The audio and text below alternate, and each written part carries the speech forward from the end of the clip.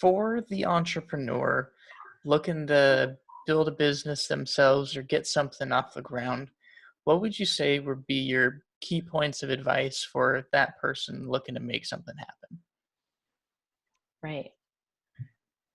Well, I would say whatever you're looking at making happen, make sure you're really passionate about it and that you can really fall in love with that space, with those customers for the next 5 years, at least. Like it's been 5 years right now, and I finally feel like I can take a little of that weight off of my shoulders because of the team that we've built and put in place. But I think it's totally unrealistic to think that it's going to take less than 5 years. Like there may be some stories out there, but the majority of them, even 5 years, is on the early side.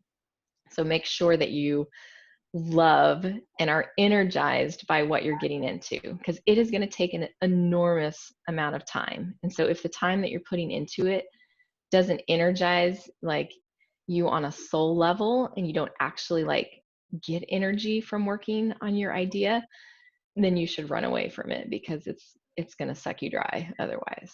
And assuming that it is something that you're passionate about making a difference in, and you do enjoy it, I think the whole idea of like work-life balance is not that it's overrated or completely unachievable, but I do think we need to rethink the way we think about balance. And maybe it's not so much like simultaneous balance, but it's like periods of balance, and recognize that you're stepping into a time of definitely increased work demands, and make sure that your relationships are ready for that.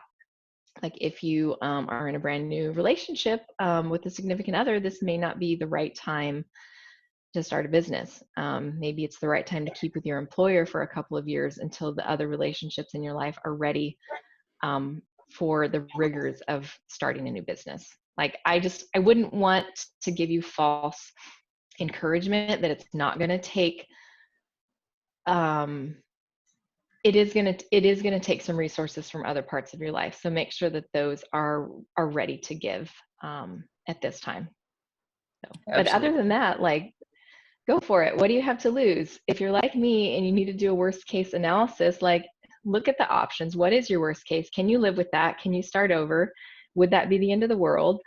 And then go for it. Because the one thing that you learn is that if failure is the worst thing, and failure brings you an amount of learning that you can recover from, like these are things that can't be taken from you. So it's a rich experience in life, to start something, to be in charge of it. And I would encourage everyone, if you're feeling called for it, to go for it.